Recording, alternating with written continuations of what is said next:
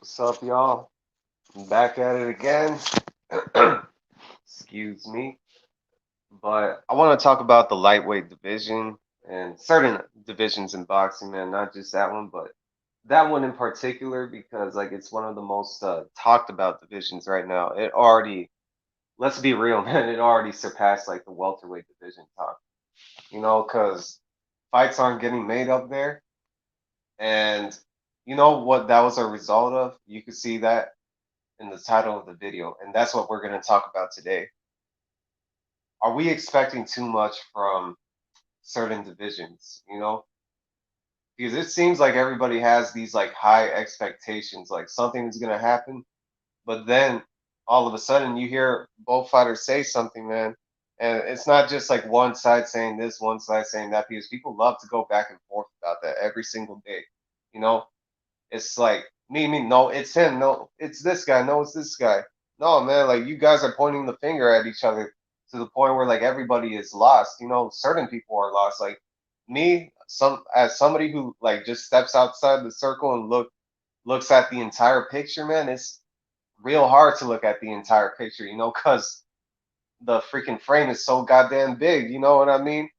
And when the frame is so damn big, man, like how are you gonna expect us to understand like when this fight is going to get made. You know what I mean? And I think a lot of people are expecting far too much from that shit from certain divisions, man.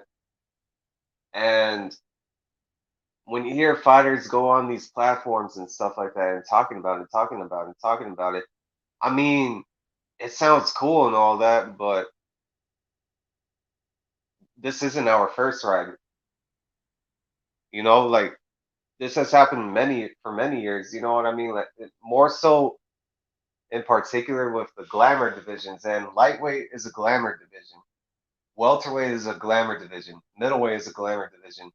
Heavyweight is a glamour division. Light heavyweight is a glamour division to some extent. Well, maybe not like to the extent it is today, man, because like not too many people are like interested in the light heavyweight division besides us like hardcore fans.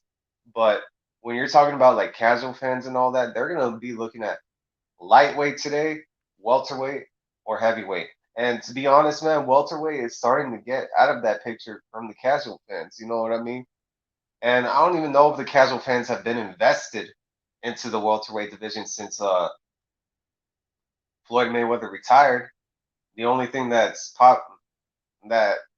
makes the casual fans interested in it, man, is probably like freaking Manny Pacquiao. That's really about it. And I'm just saying it from like a realistic perspective.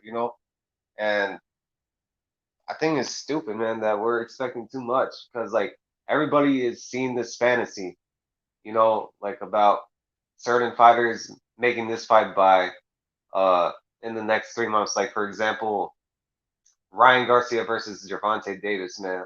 I don't think we're gonna see that fight next, but everybody's expecting it, and I don't think we're gonna see fights like Teofimo Lopez versus Devin Haney next. So that's my opinion about it, because like this isn't our first fight, as I've said before. And I just don't really get it. You know what I mean? I can't believe that nobody has like stepped outside the circle and actually look at the bigger picture.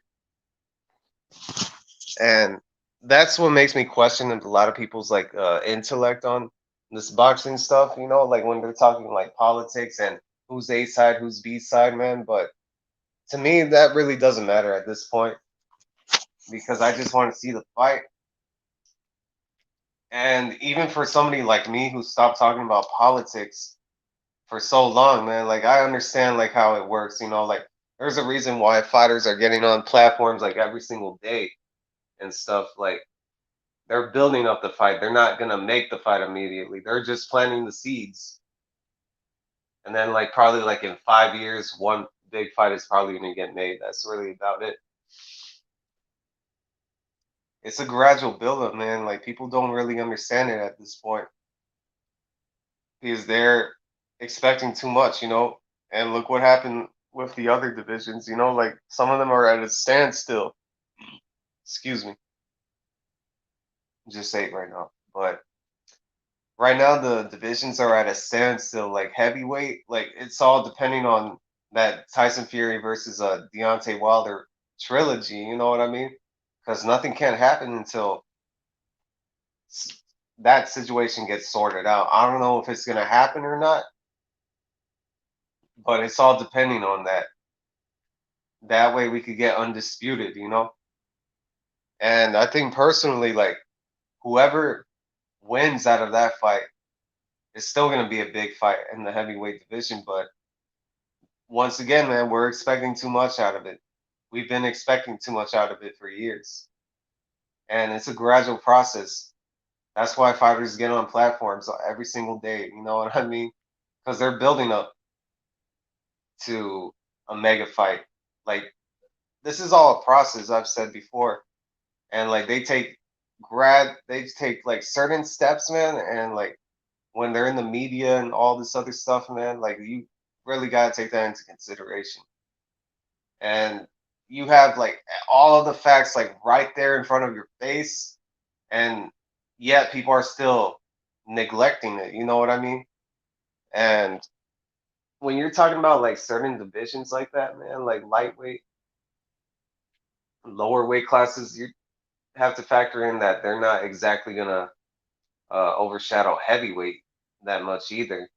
But right now, it's not looking good for heavyweight, because like a lot of people are talking about lightweight because we were expecting too much out of heavyweight, looking into like all the press conferences, all the videos that these fighters and platforms they hop on and stuff. So that really kind of like stunted some of the process of it. I mean, like some of it is good just to build up the fight. Like if they're in other divisions, like the lower weights, besides like the glamour divisions at the lower weights, But then again, man, like it all depends, like whether you're that type of person that thinks outside the box, and you're just gonna step outside and see like the entire picture, as I've said before. And I used to talk about this whole political thing, man, like years ago when I was on Facebook and stuff. And I used to be going back and forth, just like y'all, But then as soon as it got to like a certain year, like in 2017 and stuff, that's when like the heavyweight division started to become like more of a trending topic. That's when I had to stop and think to myself, you know what? I feel like I've been down this road before, and I'm not just gonna freaking repeat myself, for the sake of repeating myself and just wasting my time, my my brain power on this type of bullshit. You know what I mean? But hey, it is what it is. Some people need a wake up call, and eventually it's gonna happen. Like some guys never even got that wake up call, believe it or not. And unfortunately, like that's not the case like for a lot of people, so it is what it is. But in terms of lightweight, man, like I mean, there's some good fighters at lightweight, but then again, we're not gonna get some of these fights very soon. We're probably gonna get like the minor fights, like with the second tier fighters, like Nakatani or something like that versus Ryan Garcia, Gervonta Davis, and Felix Verdejo versus somebody like Lomachenko or something, Those type of second tier fights I could actually see happening before um the major fights, like Ryan Garcia versus Tank Davis, Teofimo Lopez versus Devin Haney, all that other shit. Like we're just gonna see Javier Fortuna, and those type of opponents for a while. I can't believe you guys are so dumb enough just to fall for that. Some of you, not all of you, man. You gotta show some respect. You know what I mean? Like, God, man.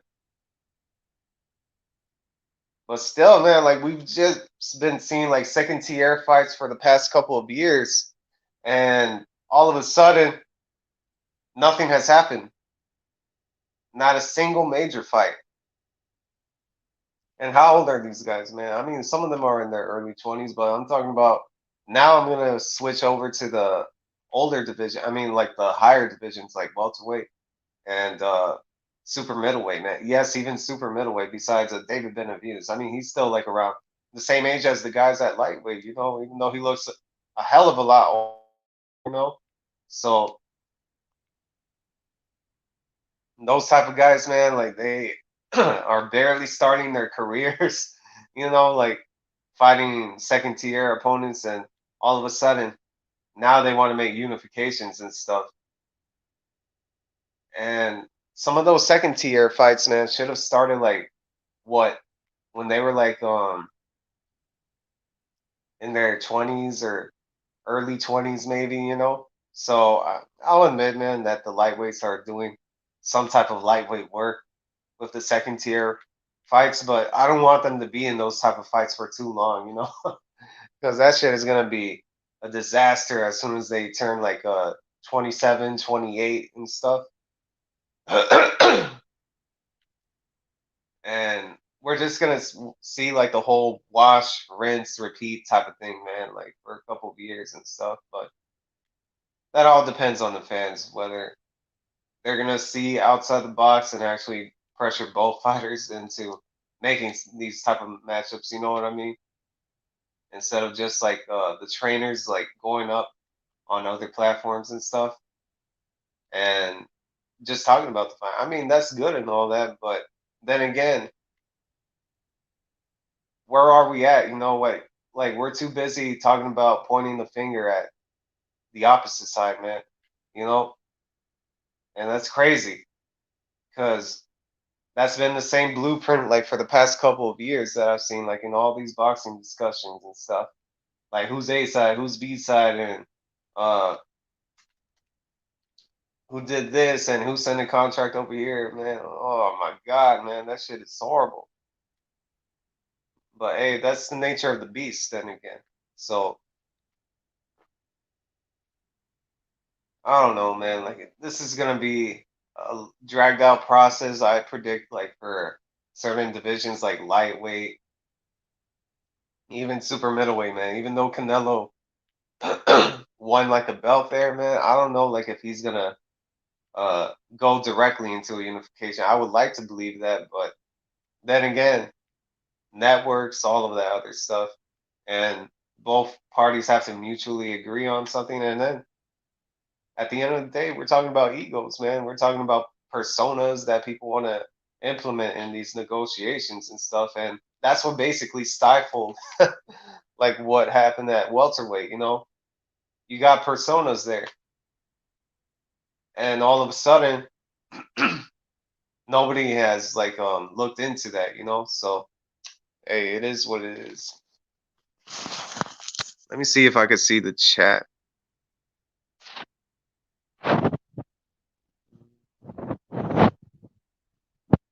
Nobody can get that, you know. I mean, I haven't been active in a while, so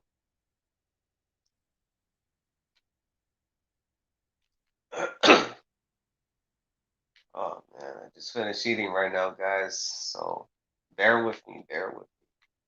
But either ways, man, I mean, you could still see like other fights happening like at in other divisions. You know, like you could see some fights happening at 154. I like 154 pounds. And I can't really get enough of it. You know, like I'm always watching certain fights sometimes, like even on repeat. You know, from some of the fights that just happened as of recently at that division, like Jermell Charlo versus Tony Harrison. Those two fights, man, are amazing, you know,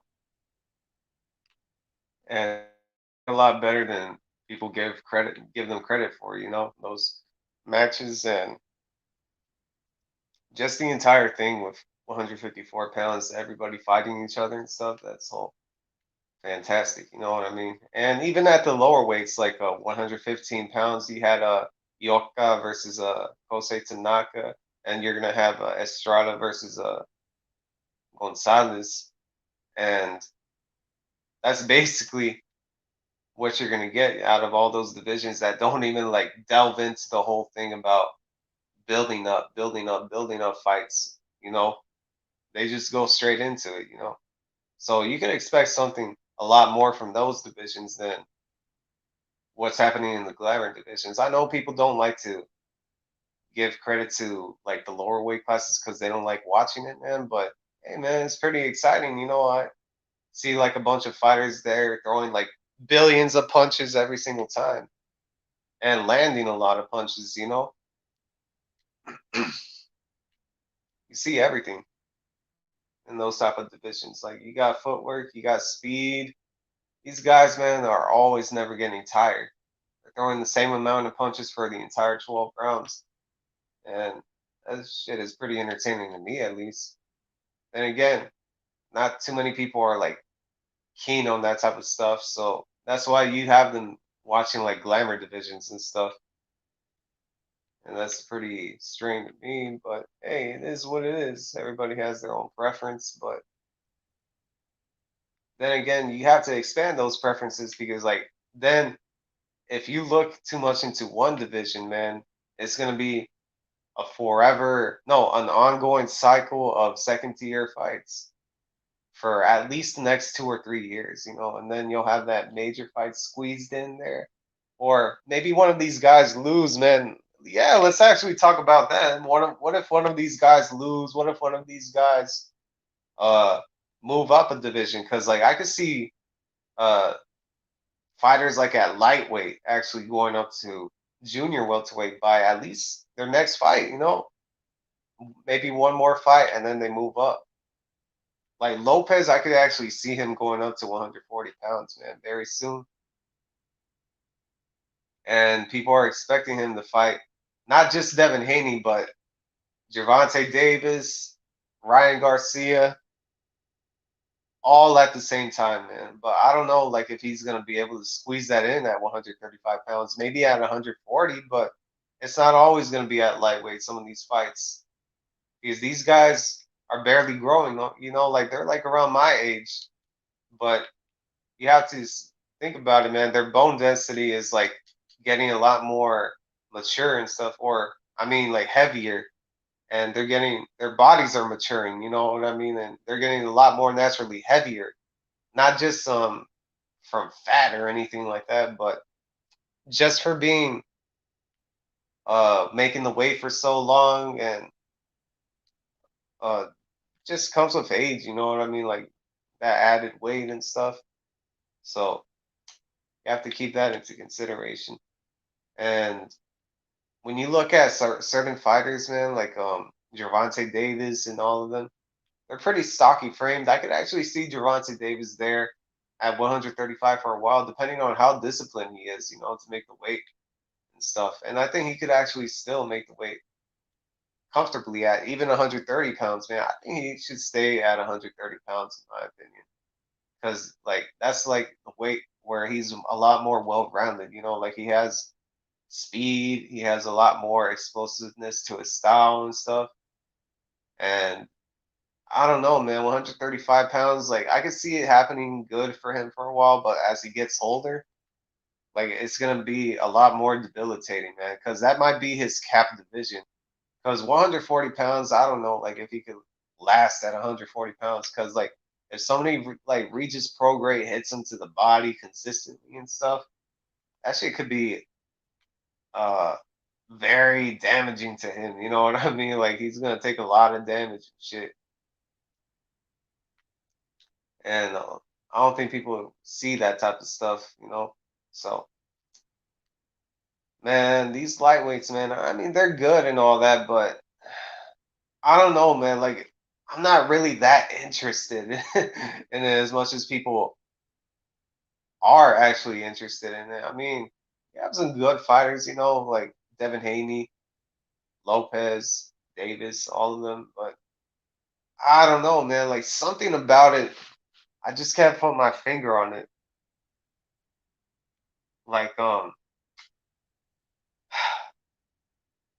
something tells me that one of these guys is just gonna take a devastating loss, and then they're just gonna mentally check out of the sport for good. You know what I mean? Like one of these guys. I'm not gonna say anybody in particular, but from the way they talk and like the way they're invested into fans and stuff, man, it seems like they're gonna be very mentally fragile if they take a loss and stuff. I mean, right now they're at the point where they want to make those fights and stuff, but then again, like what if they lose, in a devastating fashion and stuff? How are they gonna bounce back from that? You would have to see them fight each other, obviously. Yeah, I bet you somebody's gonna say the obvious to me if they heard me saying that right now, but what happens, like that's just something to think about. Like, can they even make it after a loss and stuff, man? Because when I see people my age, man, like talk like that, man, because I've seen them talk exactly like how Lopez does, Haney does, Garcia does, Davis does. And when they take a loss, man, in a fight, it's pretty bad, believe it or not, because you have like social media, you have all these memes and everything like that. And you just get blasted, man, like horribly, like if you lose like in that type of fashion. But if it's like very close fights and stuff, like it really wouldn't matter. Like they wouldn't care. They would just like gloss over it and say,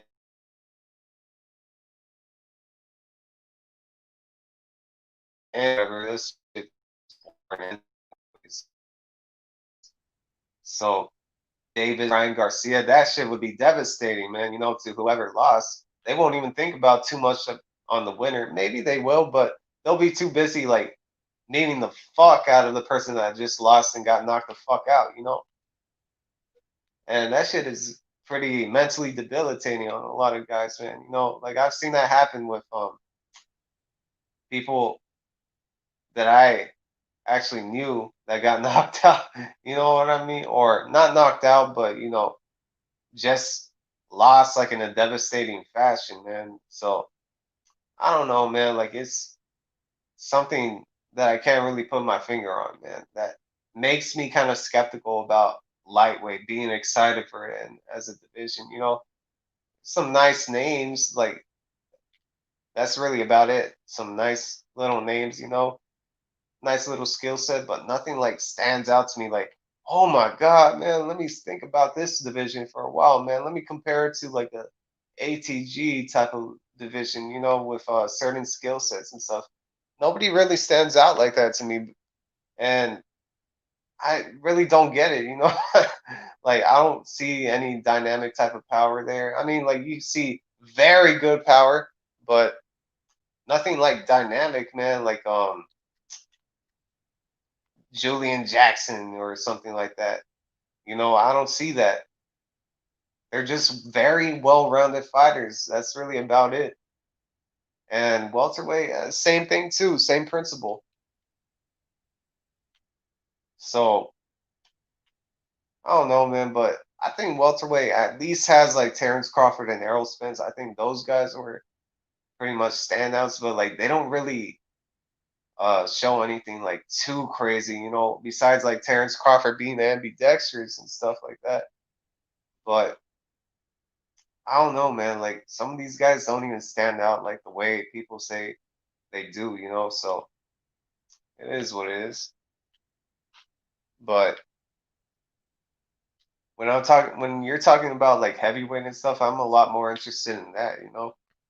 Because heavyweight, they're still developing their skill set, but when you look back at like certain heavyweights the like Vladimir and Vitaly and all of them, they didn't have like well, they were very fundamentally sound, man, but they weren't as like outside the box thinkers, you know what I mean? If you get what I mean, when instead of that Eastern European type of style and stuff, like they could think outside the box with their style. They could be doing something like you would only see like at the lower weights and stuff.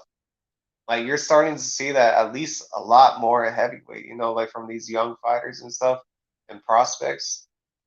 And everything that they do is starting to get to look like they took it away from the lower weights. And when I say take it away, man, like I mean take a piece of info like from the lower weight classes, and it's starting to implement it at heavyweight. That's why you see cruiserweights going into that division, like with so much confidence. That's why guys like Michael Hunter are getting away with some wins there, some pretty good wins, believe it or not.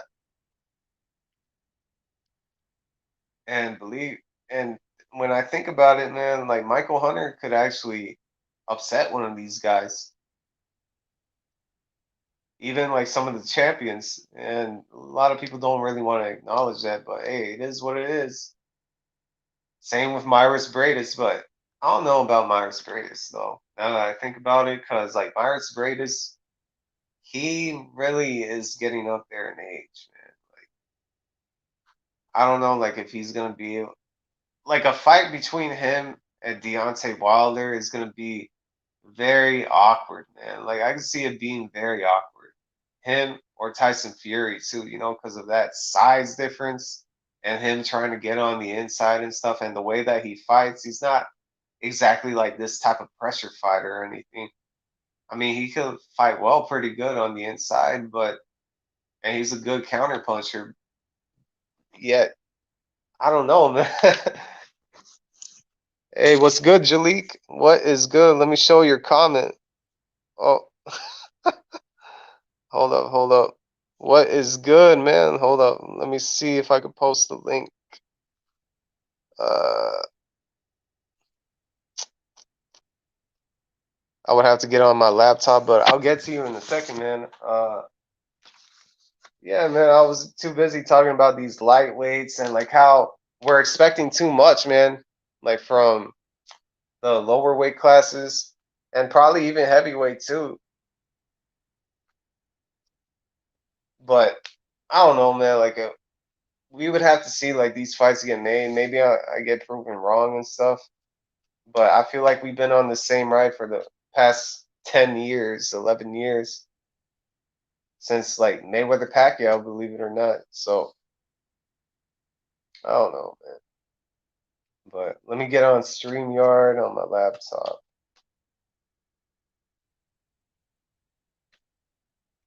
because I'm too busy rambling by myself. Streamlab, or I mean StreamYard. God damn.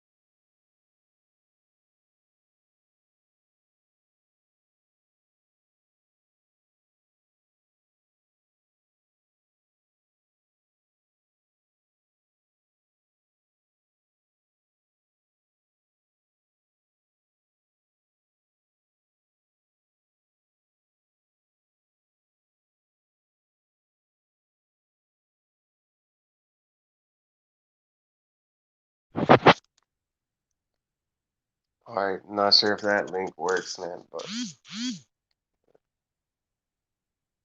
yeah, not sure if that link works, but hey, it is what it is. If you guys want to hop on, go ahead.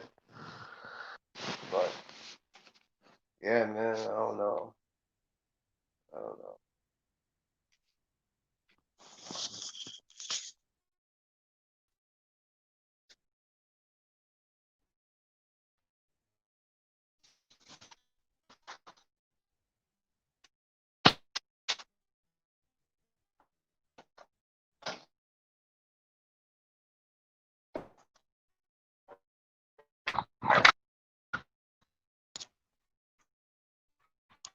Depends, you know what I mean? Like you got to make sure that